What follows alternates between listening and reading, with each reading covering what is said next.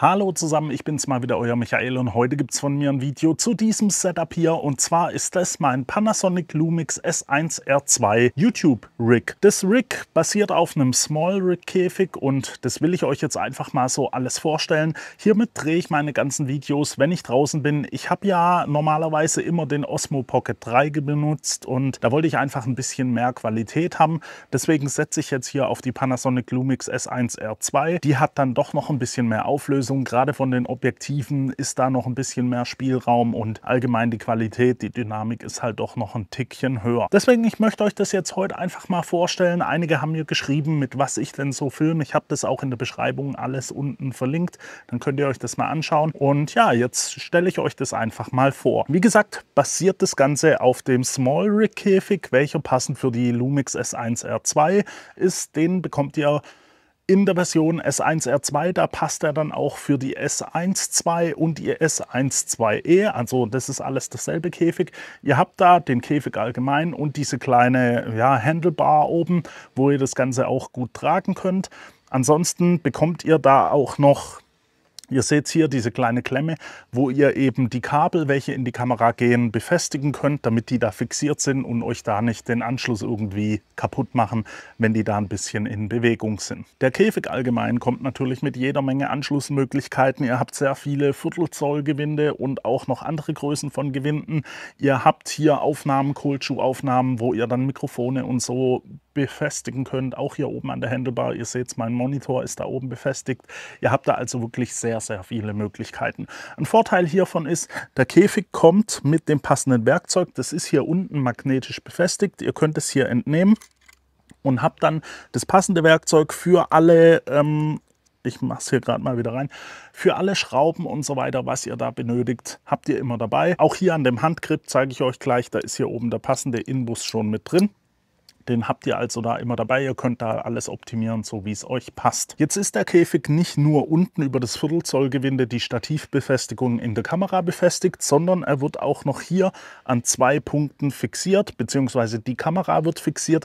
Die ist da also wirklich sehr fest in dem Käfig und bewegt sich keinen Millimeter. Das ist natürlich auch wichtig, denn ihr wollt ja nicht, dass euer ganzes Setup da so ein bisschen hin und her wackeln kann oder euch da vielleicht sogar Geräusche entstehen. Passend dazu, ihr seht es hier vielleicht schon, habe ich hier einen V-Mount-Adapter, dass ich eine V-Mount-Batterie montieren kann. Der lässt sich verstellen, also ihr könnt das Ganze hier nach hinten kippen. Ihr könnt das Ganze aber auch weiter nach hinten fahren, dass ihr besser an den Monitor hinkommt, an das Display von der Kamera. Da hat es also sehr viele Möglichkeiten. Der Adapter selbst kommt dann unten mit einer Baseplate, wo AK Swiss tauglich ist. So könnt ihr das, wie ich es jetzt hier habe, auf einem Stativ befestigen. Das ist alles schon mal sehr gut. Wie gesagt, V-Mount, ich habe hier eine V-Mount Batterie, das ist die Small Rig, ich glaube VB99 Mini V-Mount Batterie. Die powert mir das ganze Setup hier. Das ist wichtig, weil ihr seht, ich habe hier oben einen Atomos Ninja 5 Rekorder drauf. Den benutze ich nicht zum Recorden, das mache ich eigentlich alles intern auf die Kamera. Ich benutze den einfach, um mein Bild zu kontrollieren. Ihr habt zwar ein Kameradisplay, das könnt ihr auch nach vorne klappen. Der Bildschirm ist dann natürlich gedreht. Der Bildschirm selber ist aber einfach sehr viel größer, sehr viel heller. Ihr erkennt da einfach sehr viel mehr und deswegen habe ich den auch hier oben drauf. Natürlich geht es auch in einem Handsetup, wenn ich was aus der Hand filmen will, dann kann ich das Ganze hier heben und eben mit dem Monitor kontrollieren.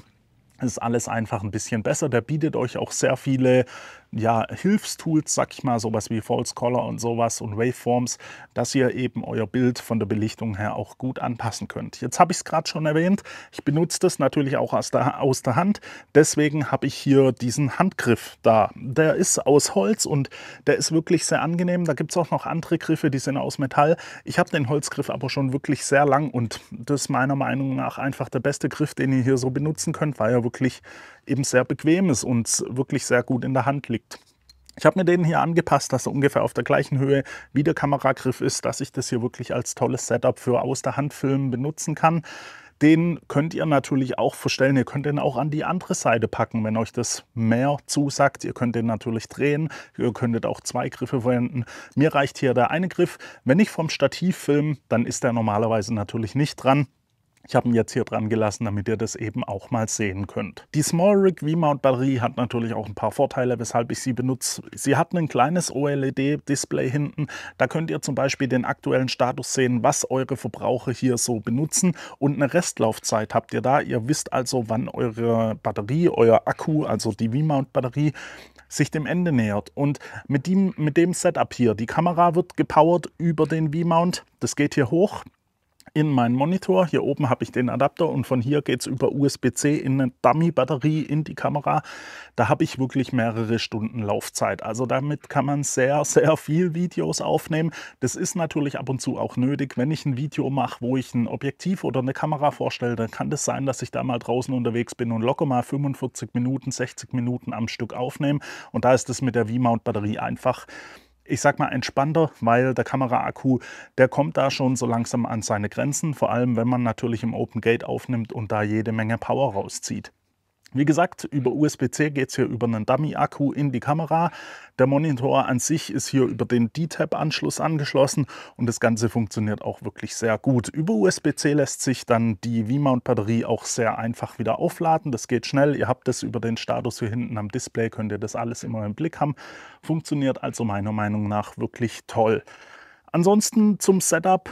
Ihr seht hier, ich habe hier jetzt gerade das 2470 2.8 Objektiv drauf, zusammen mit einem Polar Pro Filter. Das ist eigentlich auch so mein, ich sag's mal, Standard-Setup. Das 2470 bietet euch einfach eine gewisse Zoom-Range, wo ihr so ein bisschen den Ausschnitt perfekt wählen könnt. Und natürlich braucht ihr einen ND-Filter, einen variablen ND-Filter am besten. Ich habe hier den Polar Pro in der Peter McKinnon Edition. Die Mist 2 Edition ist jetzt hier gerade drauf. Je nachdem, ob ich das Bild weicher haben will, nehme ich dann eine Mist Edition oder ich nehme die normale Version. Ich habe die als 2 bis 5 Stop und als 6 bis 9 Stop. Wenn es jetzt so hell ist, ihr seht es hier im Hintergrund, der ist jetzt hier wirklich schon fast ausgebrannt. Ich bin hier unterm Sonnenschirm, weil wir haben mal wieder 35 Grad. Es ist wirklich sonnig und ich wollte nicht direkt in die Sonne stehen. Da müsst ihr dann natürlich auch mit variablen ND-Filtern arbeiten, dass ihr eure Belichtung so ein bisschen runterkriegt. Wie gesagt, ich variiere da aber natürlich auch mit den Objektiven. Ich habe da einige zur Auswahl. Manchmal darf es auch ein bisschen lichtstärker sein. Aber das 2470, das macht wirklich einen tollen Job. Das hat auch vom Focus Breathing und so echt keine Probleme. Der Autofokus ist schnell und vor allem leise. Leise, vor allem deshalb, weil ich benutze das hier mit verschiedenen Mikrofonen. Ich habe jetzt, ihr seht es hier jetzt gerade, das Rode Wireless Pro dran. Das ist natürlich hier an der anderen Kamera, um jetzt den Ton aufzunehmen. Das Wireless Pro habe ich normalerweise hier oben drauf und dann natürlich mit dem Kabel hier verbunden. Dann habt ihr auch keine Probleme mit Tönen von der Kamera oder so. Ich benutze aber auch gern das Rode VideoMic Pro Plus. Das setze ich dann hier oben drauf und da könnt ihr dann einfach während dem Laufen aufnehmen, die Töne aufnehmen. Habt da natürlich auch einen Safety Channel, den ihr euch runtersetzen könnt, damit ihr auch laute Töne mal ausblenden könnt, sag ich mal.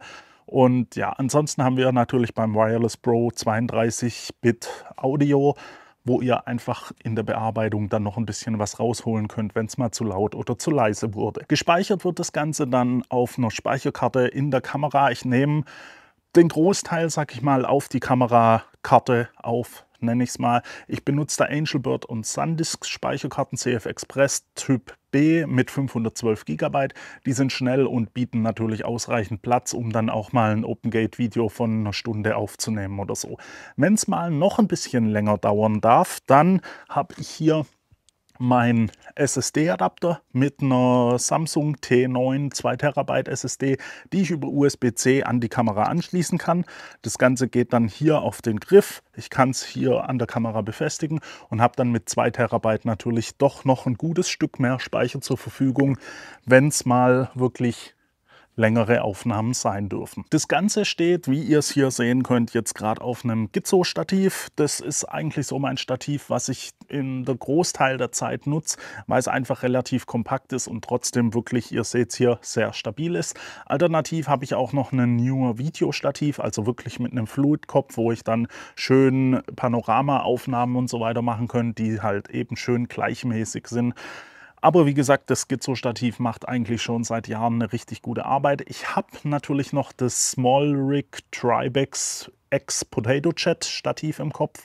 Das ist natürlich ein sehr ordentliches Videostativ und vor allem mit diesen hydraulischen Füßen lässt sich das natürlich sehr schnell aufbauen. Das habe ich noch so ein bisschen im Kopf. Mal schauen, ob sich da in der Zukunft vielleicht noch was tut. Wie gesagt, der Hauptteil ist hier wirklich der Käfig von der Kamera und ich verlinke euch einfach mal unten alles in der Beschreibung, dann könnt ihr euch das mal angucken. Der Käfig mit dem Griff und dieser Schelle hier, die euch da die Anschlüsse festhält, der kostet so um die 150 Euro. Die anderen Sachen, ja, preislich werde ich euch das alles unten einfach mal reinschreiben, dann könnt ihr euch das anschauen. Das ganze Setup macht auf jeden Fall sehr viel Spaß und ist eben für meine Videos wirklich von Vorteil, weil ich ab und zu schon mal was Längeres aufnehme und dann eben durch die V-Mount-Batterie da auch ordentlich Power zur Verfügung habe. Ihr könnt euch das ja mal anschauen. Ihr könnt auch in die Kommentare schreiben, was ihr denn von dem Setup so haltet. Bitte nicht so über diese Kabel hier herziehen, weil ich habe jetzt gerade andere Kabel noch woanders in Benutzung. Deswegen habe ich das hier so ein bisschen hingetüdelt, sag ich mal. Normalerweise sieht das alles noch ein bisschen aufgeräumter aus, aber auch so lässt sich das gut handeln. Und ich zeige es euch hier jetzt mal noch kurz. Ich mache das hier mal kurz los. Also das lässt sich auch wirklich sehr gut in der Hand führen. Und durch das leichte Gewicht, also ihr habt hier natürlich schon was in der Hand. Klar, ihr habt es dann natürlich auch mit 2 Händen in der Hand. Da habt ihr aber auch so eine solide Grundstabilisierung. Also ihr bekommt da nicht diese ganz kleinen Shakes rein. Natürlich mit der S1R2 und auch einem passenden Stativ habt ihr dann allgemein auch noch eine sehr gute Stabilisierung. Da lassen sich also sehr schöne Aufnahmen herstellen.